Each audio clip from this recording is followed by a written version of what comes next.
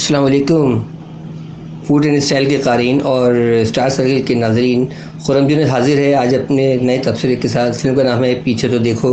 रंगीन Urdu digital film है। तारीख़ नुमाइश है 17 जून 2022। फिल्म साज Eveready picture, screenshots H3H vision. Associate producer है मोहम्मद हमजा हबीब।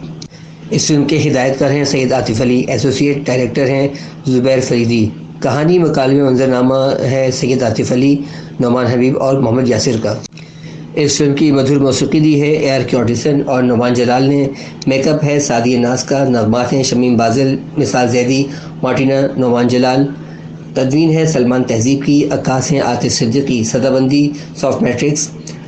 आर्ट है एम इकबाल का जो कि सबसे लाजवाब है। गुलकार है इसमें मिसाल जैदी, मार्टिना थॉम्स, वजीउद्दीन, नोमान जलाल। इस फिल्म के सितारों में शामिल हैं यासिर हुसैन, आदिया दिल, नवाल सईद, सारा अली खान, जुनैद अख्तर, वक़ार सईद, आमिर कुरैशी, हम्माद सिद्दीक, शारिक महमूद, मलिक रज़ा, यासिर हुसैन, असगर खोसो, शब्बीर मुराद, सुहेल मलिक वगैरह। इस फिल्म में हैदराबाद और कराची और अंदरूनी सिंध के फनकारों की एक बहुत बड़ी तादाद मौजूद है। हॉरर फिल्मों का हमेशा से अपना एक मिजाज रहा है, कभी रोमानवी, कभी खूनामेज़, तो कभी एक्शन और सस्पेंस से भरपूर। लेकिन हॉरर को कॉमेडी से बहुत कम मिलाया गया है। लेकिन इस ज़ेर तबसरा फिल्म में ये तशनगी भी दूर कर दी गई है और इस फिल्म को पाकिस्तान की पहली कॉमेडी हॉरर फिल्म होने का एजाज़ हासिल है, जिसमें कॉमेडी, सस्पेंस, रोमांस, थ्रिल के साथ साथ भूत, परीत और आसिफ को इस खूबसूरती से यकजा किया गया है कि ये फिल्म बेनों को 2 घंटे 10 मिनट गुजरने का एहसास नहीं दिलाती। इस फिल्म को देखने के बाद जब आप अपने मामूलाती ज़िंदगी में मसरूफ़ हो जाते हैं तो उठते बैठते इस फिल्म के मुकाबले में आपको अपनी असल ज़िंदगी का हिस्सा महसूस होने लगते हैं, जो कि स्क्रिप्ट राइटर और हिदायतकार की कामयाबी का मुँह बोलता सबूत है। इस फिल्म का VFX वर्क्स जो कि बिल्कुल हॉलीवुड अंदाज का है, वो भी फिल्म बेनों के दिलो दिमाग में नक्श हो जाता है। और महंगाई के इस दौर में जबकि पाकिस्तान अपने बदतरीन माशी दौर से गुजर रहा है, अगर इस फिल्म को एक बार भी देखने सिनेमाघर आते हैं तो ये इस फिल्म की बहुत बड़ी कामयाबी है। इस फिल्म का इब्तदाई नाम भाग भूतनी के रखा गया था, जिसे भाग में तब्दील करके पीछे तो देखो रख दिया गया है। आते हैं इस फिल्म की कहानी की तरफ। तो कहानी कुछ इस तरह है कि जुल्फ़ी, यासिर हुसैन और आदि हैदराबाद के बैम्बिनो सिनेमा से हॉरर फिल्म देखकर निकलते हैं कि रास्ते में कोई अनजानी क़ुव्वत उनका पीछा करने लग जाती है। आमिर कुरैशी हैदराबाद के एक बदमाश है जिसके छोटे भाई से उन दोनों की कुछ लड़ाई हो जाती है और ये दोनों जान बचाने के लिए वहाँ से भाग निकलते हैं और शहर से दूर जंगल में एक खंडर नुमा घर में जाकर छुप जाते हैं। लेकिन यहाँ वो एक नई मुसीबत में गिरफ़्तार हो जाते हैं, जहाँ पर रानी वक़ार हुसैन का ने ये किरदार अदा किया है, यानी कि रानी नामी एक ख्वाजा सरा और 2 हसीनाएँ शबनम, सारा और मुमताज़, जो मुमताज़ का किरदार नवाल ने किया है, वहाँ उनका इस्तकबाल करती हैं और उनको हर तरह की आसाइश ज़िंदगी फ़राहम करती हैं। लेकिन साथ साथ इन दोनों के साथ वहाँ पे अजीबो-गरीब किस्म के वाक़यात रूनुमा होते हैं और उन्हें कुछ कुछ यकीन होने लगता है कि उनकी तीनों ख़वातीन मेज़बान कोई भूत प्रेत या बदरूह हैं।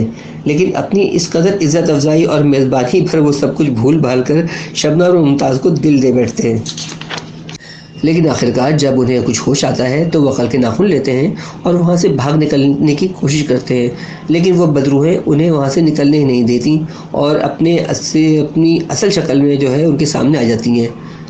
हवेली के बाहर रहने वाला चौकीदार उन्हें बताता है कि 1971 में इस इलाके में एक फॉरेस्ट ऑफिसर नदीम का किरदार जुनैद अख्तर ने किया है। उसने इन दोनों बहनों से झूठी मोहब्बत रचाई और कुछ अरसे बाद वापस आने का वादा करके चला गया और वो तो कभी ना आया, मगर इन दोनों बहनों ने इसकी वापसी और शादी के लालच में जो है एक दूसरे को मार डाला। यानी कि मुमताज़ ने शबनम को झील में धक्का दे दिया और शबनम ने उसके लिए जो है कोई जहरीली खीर बना के रखी थी जिसे खाकर वो मुमताज़ मर जाती है, जिसमें और इसी दौरान जो है वो जो जहरीली खीर थी रानी भी खा लेती है। इस तरह ये तीनों मर जाती हैं और मरने के बाद बदरूहें बन जाती हैं। अब वो उनसे कहती हैं कि वो उन्हें सिर्फ इस सूरत में यहाँ से जाने देंगी कि वो उनकी लाशें ढूंढें और उन्हें ढूंढकर दफनाएं, और ये दोनों इस पर अमल करते हैं। लेकिन फिर भी वो उनका पीछा नहीं छोड़ती।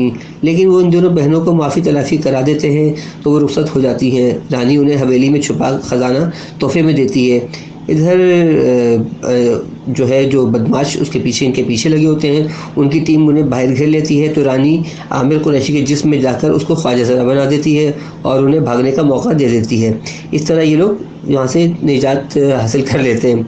कहानी दिलचस्प है और इस में मेरे ख़्याल में इस कहानी पे पहले बहुत कोई फ़िल्म नहीं बनाई गई, तो इस हिसाब से जो है बिल्कुल फ़िल्म दोनों के लिए एक नई चीज़ है। अच्छा, कहानी, मकालमे और मंजरनामे की तरफ अगर हम आते हैं तो इस शोबे में 3 नाम दर्ज हैं, सैयद आतिफ़ अली, नुमान हमीद और मोहम्मद यासिर, और इन तीनों ने पाकिस्तान की इस पहली कॉमेडी हॉरर फ़िल्म को मुकम्मल तौर पर अवामी बनाने में कोई कसर नहीं छोड़ी है। कहानी दिलचस्प और हॉरर फिल्म के हवाले से बहुत म्यारी है और मंजरनामा बेहद दिलचस्प है और तेज़ तर है। खुसूसन दूसरे हाफ में रोमांस, इंतकाम और बदरूहों का जो अफसानवी तर्ज ज़िंदगी दिखाया गया है वो ख़वातीन को यकीनन पसंद आएगा। मकालमे हर मंज़र में लाजवाब और बरजस्ता हैं और ज़ूमानियत के बावजूद उनमें अदब की चाशनी मौजूद महसूस होती है।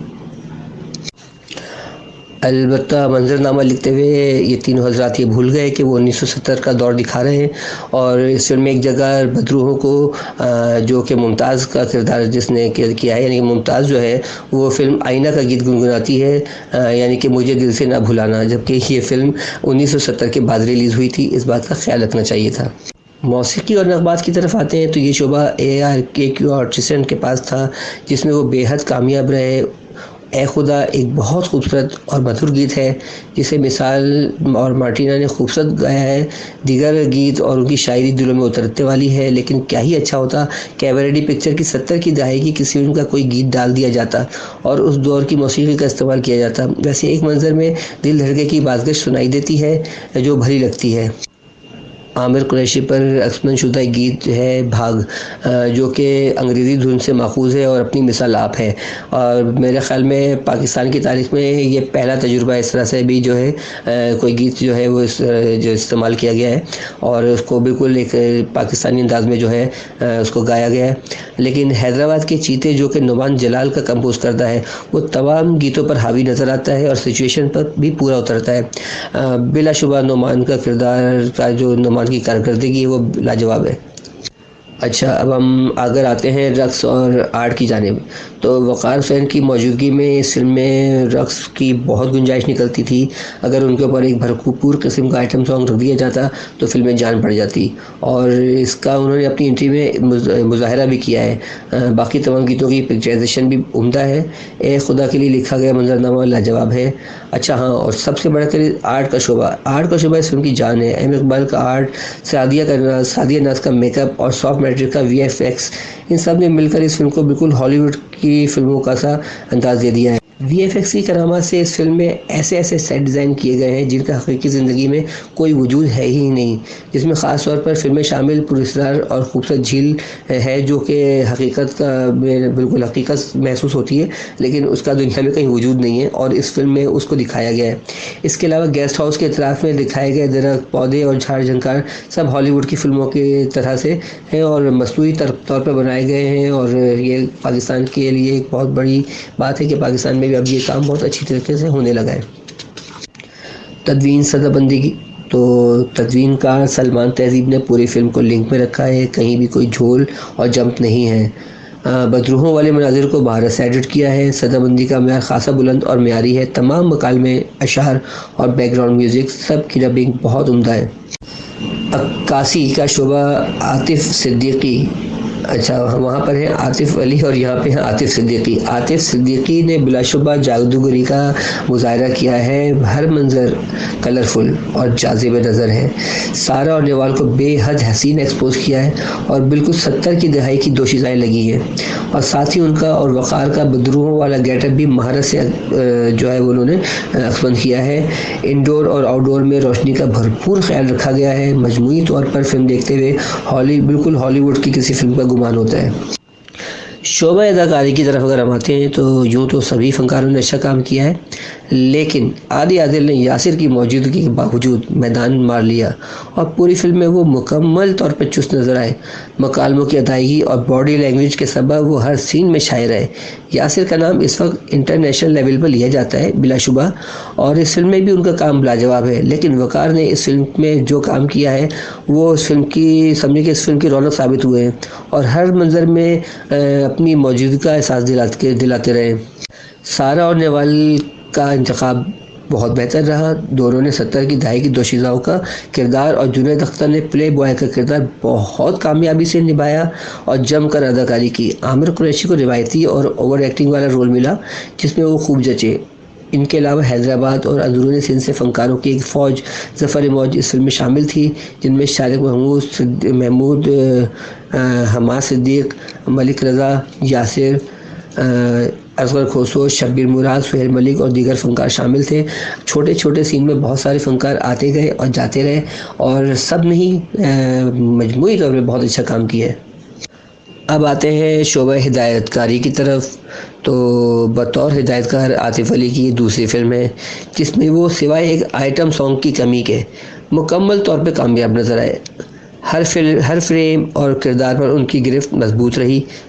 सबसे बढ़कर उन्होंने पाकिस्तान की फिल्मी तारीख़ में पहली बार ये कॉमेडी हॉरर फिल्म बनाकर एक नई तारीख़ रकम कर दी है और इसको ऐसा रंग दिया है कि बच्चे बड़े सब इसको देख सकते हैं। वरना आम तौर पर ऐसा होता है कि हॉरर फिल्म में बच्चे और कमज़ोर दिल वाले हजरात नहीं देख सकते हैं, लेकिन अमिताभ की भूतनाथ की तरह ये फिल्म भी सबके लिए है। 70 की दहाई के किरदारों का गेटअप और लबो लहजा और मौजूदा दौर का अवामी तर्ज़ ज़िंदगी खूब फिल्माया है। सिवाय आईना की गाने की बाज़गश्त के फिल्म में कहीं कोई झोल और जम मौजूद नहीं है। साबका फिल्म परी और इस फिल्म की डायरेक्शन से अंदाज़ा होता है कि आतिफ़ अली अंग्रेज़ी और पुरानी पाकिस्तानी फिल्मों से खासा मुतासिर हैं, जिसकी वजह से उनके काम में निखार नज़र आ रहा है।